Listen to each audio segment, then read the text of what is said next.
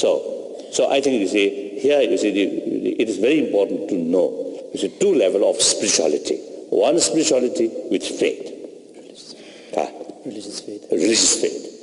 One spirituality without religious faith, but simply be a warm-hearted person. Try to be a warm-hearted person.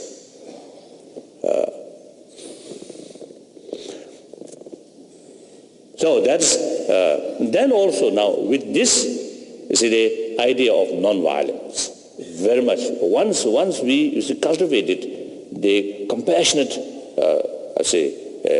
mental attitude developed here, then non-violence automatically comes. Non-violence is not just a diplomatic word. Non-violence is, I think, the action or act of compassion. Compassion is here, non-violent action comes. Hatred here, violence very often comes. So now, you see, look, let us think about violence and non-violence. As I mentioned earlier, so long we human beings remain there, conflict, disagreement, different views, always there, that we can take for granted. So now, if you follow or if you use the violent method in order to reduce the disagreement or conflict, then we have to I think violence every day, and then the result I think horrible. So therefore, you see, and also through violence, it is impossible, you see, to eliminate disagreement. Through using violence, even more resentment, more dissatisfaction come. So naturally, non-violent means dialogue. Use our language, human language. So dialogue means compromise. Listen others' view, respect others' right, and in the spirit of reconciliatory, there is real solution of, you see, to oppose, conflict or disagreement. Half. Not 100% sort of 100% winner, 100% loser. Not that way, but you see, half. So that is the practical way. That's the only way. Now today, I think the whole world now becoming smaller and smaller. Almost, you see, the concept of we and they, I think, gone, outdated. Our interest and their interest, if independently existed, then there is possibility to win 100% our side, to lose 100% the other side. But since reality heavily depend on one another, my interest, our interest, and others' interest very much mixed. So how can, under that circumstance, how can, you see, you gain 100% victory? Impossible. So you see, half, share. If possible, 60% this side, 40% other. So otherwise it's impossible. So therefore, you see, that is, I think, now today's the real world's reality can become like that. So that's, I think, the basis of my own way of approach, middle way of approach. We can't, you see, get some kind of 100% victory to either side. In any, whether we like it or not, Tibetan future much depend on China. So therefore, you see, in the spirit of conciliatory, you see, they have their interest, half our interest. Through that way, genuine development, you see, can be possible. So it's a compromise, whether even we don't like, but there's no other way except compromise. So therefore, that's I think the true non-violence means talk, share others' view, others' feeling, others' right, and through that way solving the problem. So sometimes I express, I telling people, this century, 20th century, one aspect, almost I think, from the looking one aspect, I think we can call this century of bloodshed, century of war. So result, more conflict, more bloodshed, more weapon. So therefore, now from the basis of, from the experience which we learned, which we humanity learned from this century, now I think we should look, the next century should be century of dialogue. Non-violent principle make available everywhere. And that cannot come through prayer. Just sitting here, pray. That's impossible. Work, effort. So thank you, that's about my talk. Thank you.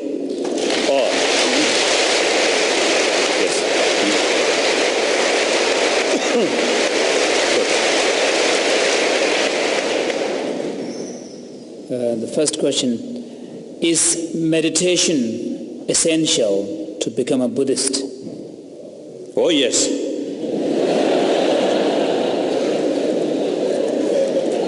To say this not sufficient. Rosary and recite Om Mani Padme is not sufficient. And some chanting or some prayer. I think sometimes I do feel chanting and recite some mantra and contented. I think this is deceiving us, right? It's actually deceiving oneself. I think it's deceiving oneself. If you look Buddha statue, no rosary, Buddha remain like this, meditation. So I think we must know. I think we must, remind the key thing. And logically, the method or the way of approach of Buddha Dharma is transform mind. So transformation of mind, not through, the Buddha's blessing, but through one's own effort. Therefore, Buddha always say, you are your own master. So the mental training is meditation, analytical meditation and single pointness of meditation. These two things combine. Next question. How can you show compassion to someone who is hurting and manipulating a friend? Will it have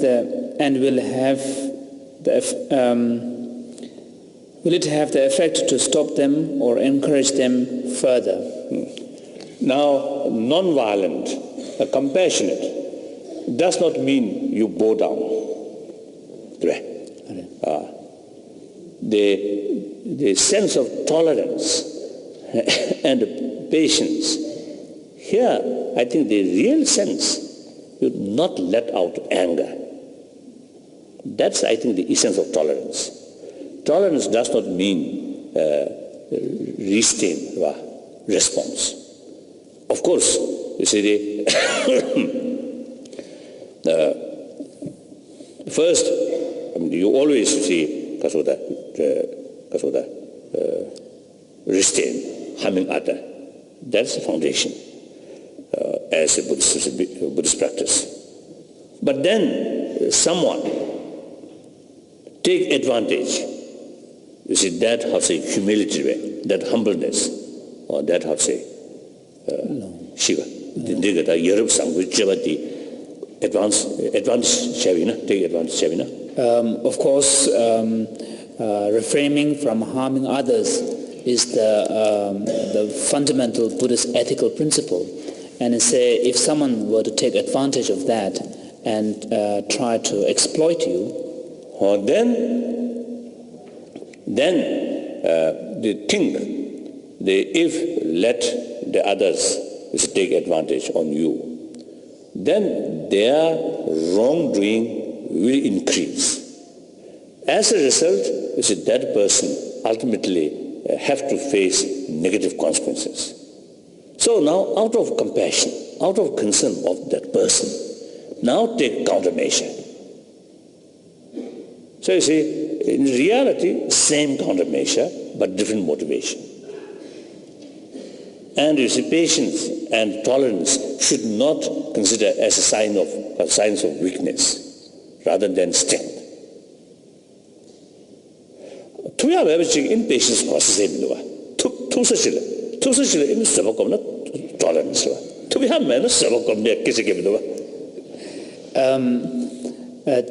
So when we talk about tolerance, tolerance does not mean giving in, and tolerance also is a true tolerance comes when you confront with an opponent toward which you do have the capacity to retaliate if you want, but you don't give in to that emotion. Whereas if it is a case where you simply don't have the capacity to retaliate, then that is a case of weakness. That's not true tolerance, because you can't, even if you want to, retaliate. So our tolerance towards Chinese, whether true tolerance or not, is questionable.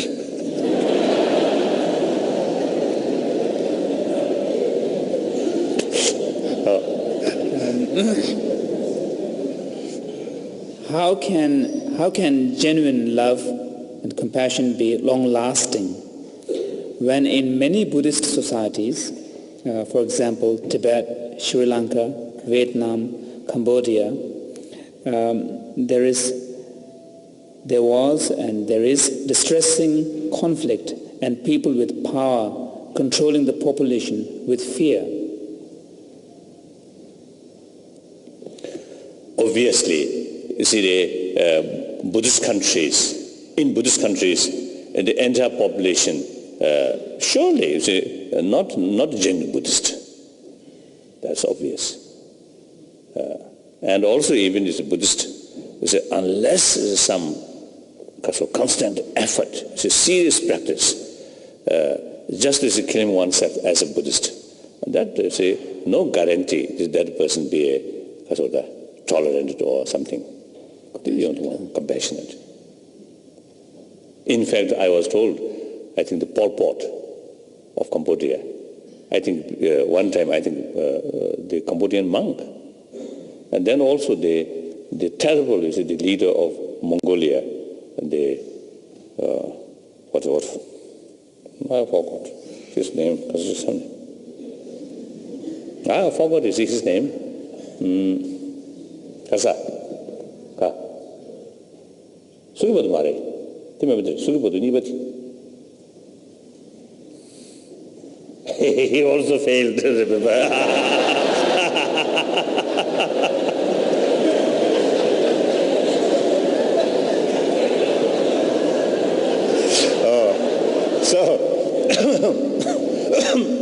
So in any way,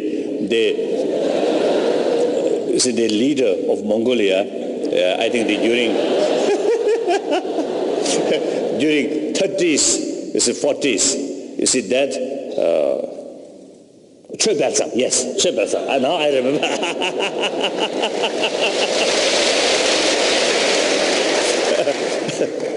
Chöpelsang. No, he also a monk previously. Then I think 100% of the degree by the specialist. I think it's called, it's a U-turn. Oh, complete. So it seems, I think the Buddhist monk, like myself, if turns something wrong, I think become very dangerous.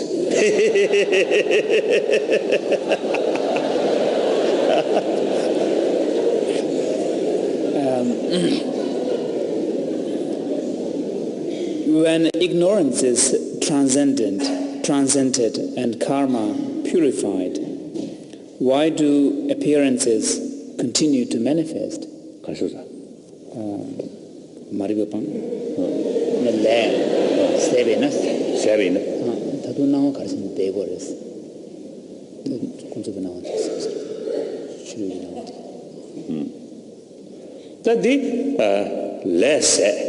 less as nimdo nyumu seba samgi na di gari amare nyumu bhaja da seba ga sona any 랑은에 다다 취지에서 나타다 제변나와 용서 가르지. According to Buddhist scripture and Buddhist explanation, just total elimination of the afflictive emotions and thoughts and delusions alone does not lead to the cessation of dualistic appearances. In order to attain a state where there is no dualism, so far as one's own perspectives is concerned, in addition to the delusions, one must also be able to gain sort of total elimination of even the propensities and imprints left by the delusory experiences. So that is the Buddhahood, stage of Buddhahood, state of Buddhahood. There, from Tathagata's one's own kasoda, one's own perspective. You see, no, that now so there is no duality so far as the Buddha's own perception is concerned.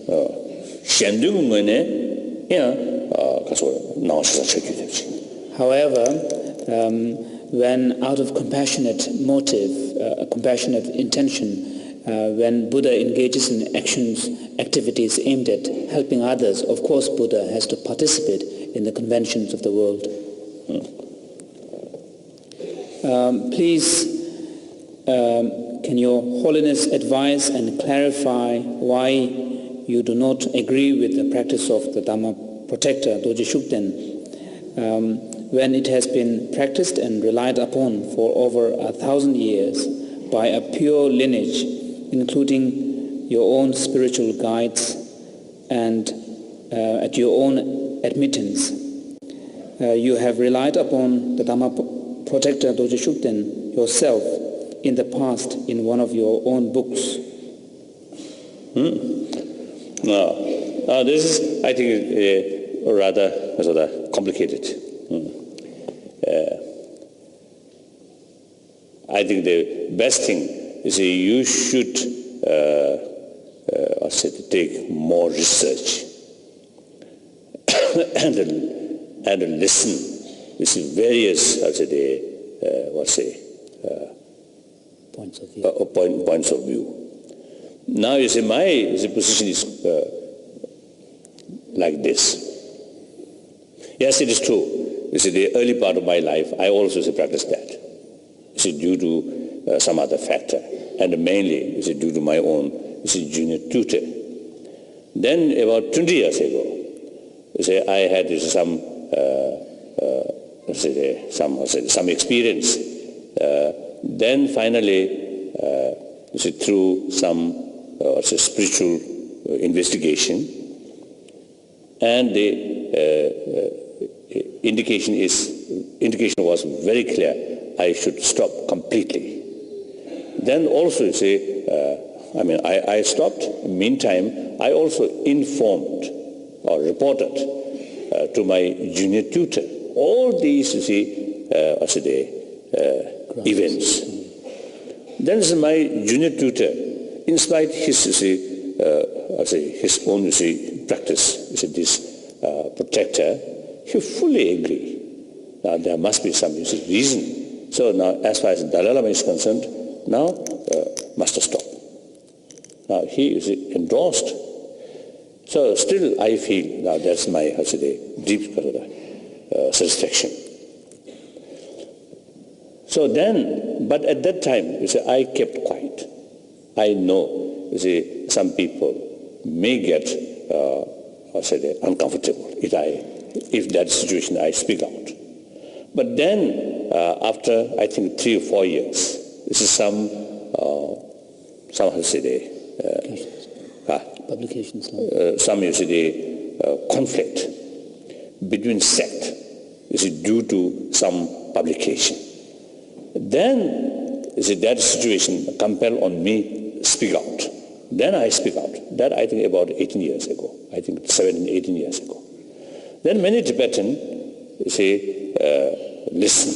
or take notice seriously. But some people, you see, they not much have attention about my suggestion, my advice. But you see, I since then, you see, from time to time, whenever I had, you see, what's a major teaching, I repeated this, the negative consequences about, you see, this practice.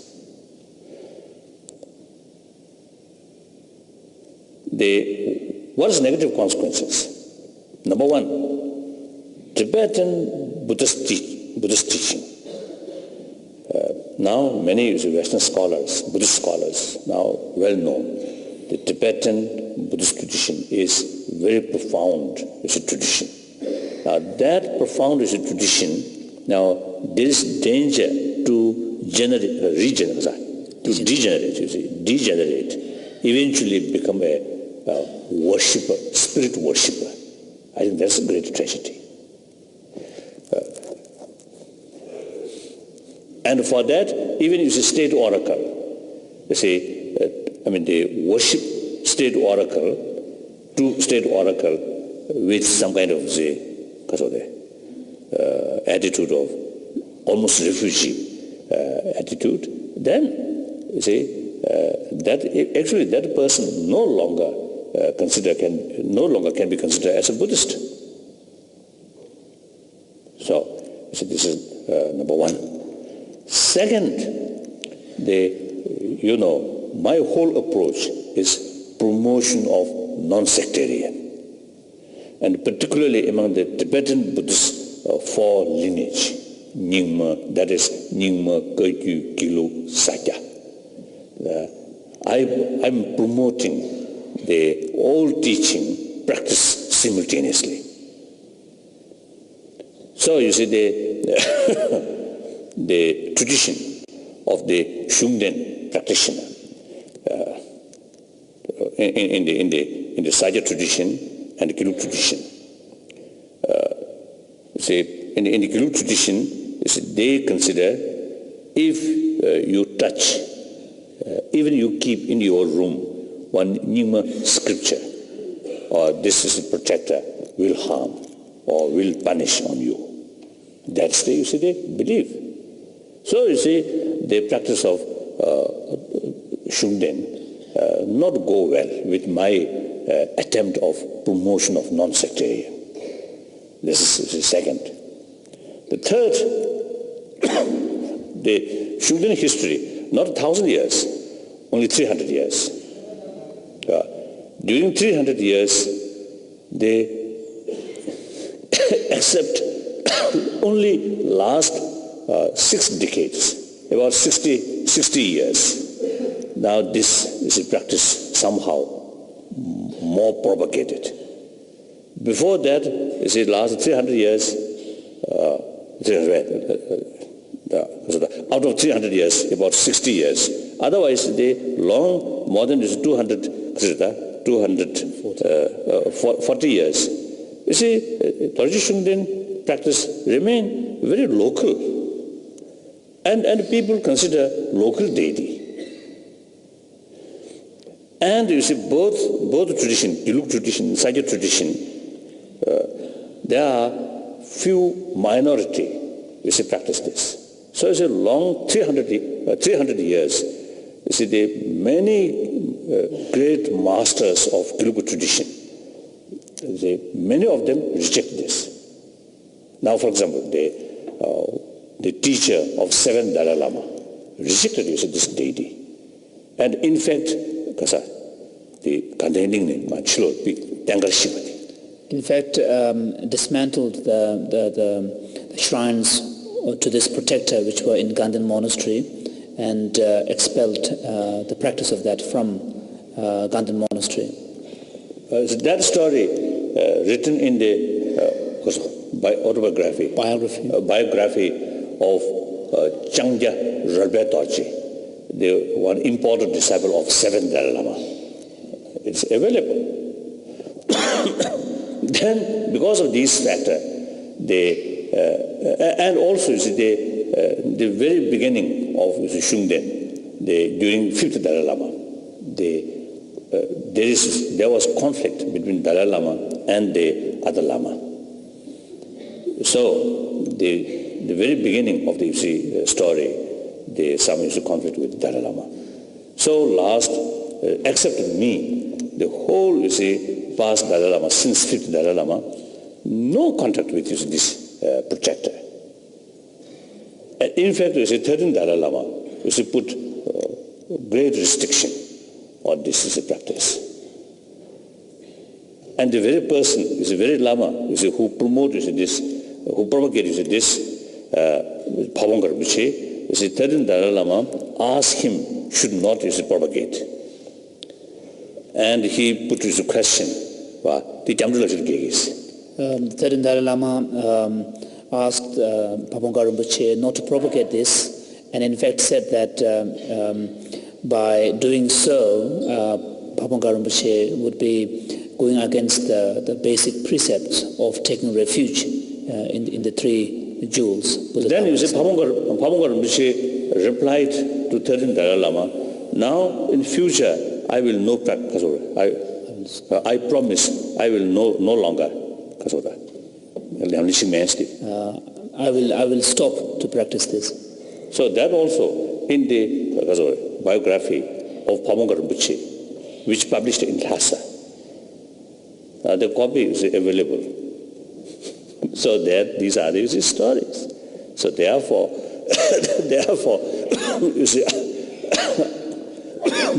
I thought it is my responsibility to make clear what is the negative consequences. Whether people listen or not, it is up to them. So that's about Shungden. Now I would like to say some of as a practitioner here, don't too much emotion feeling, and cool down. Then we can discuss. And most important, you investigate thoroughly, with patience, with calmly. That's important. Just one-sided information is dangerous.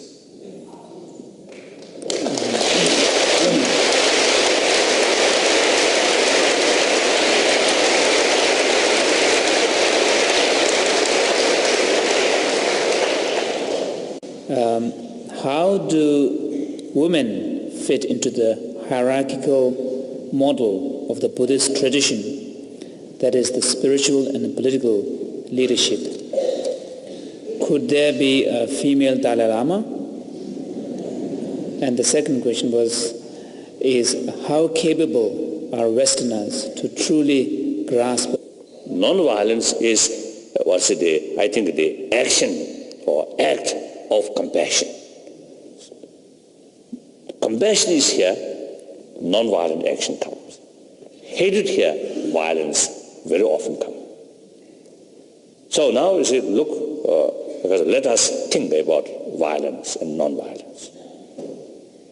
As I mentioned earlier, so long we human beings remain there, conflict, disagreement, different views, always there, that we can take for granted.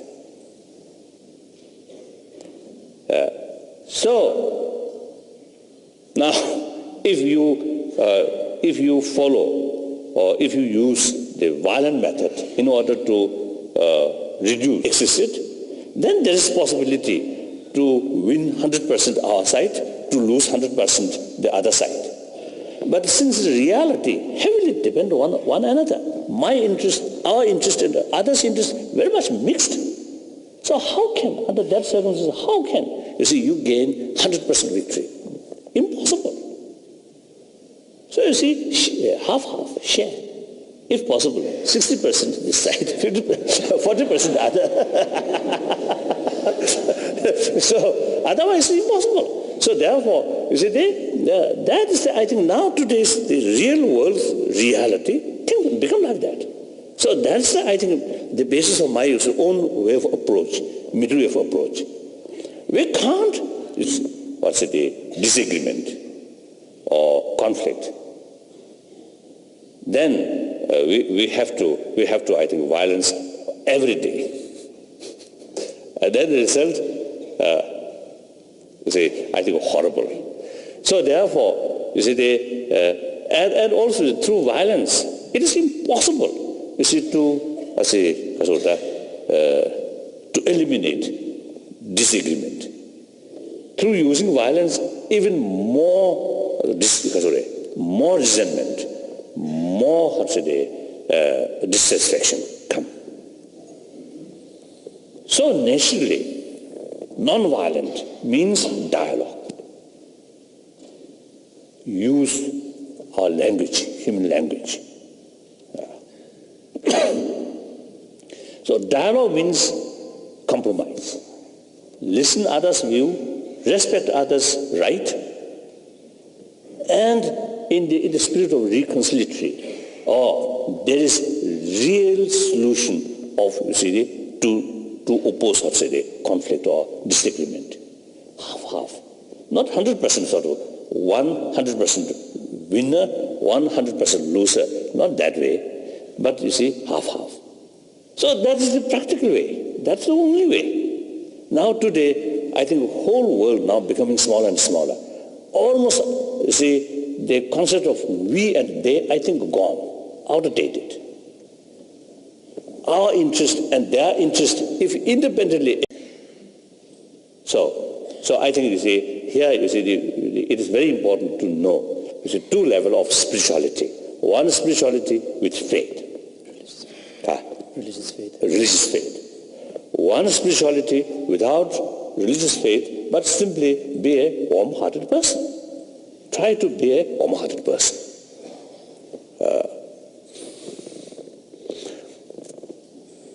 So that's, then also now with this, the idea of non-violence, very much. Once we cultivated the compassionate, mental attitude developed here, then non-violence automatically comes. Non-violence is not just a diplomatic word.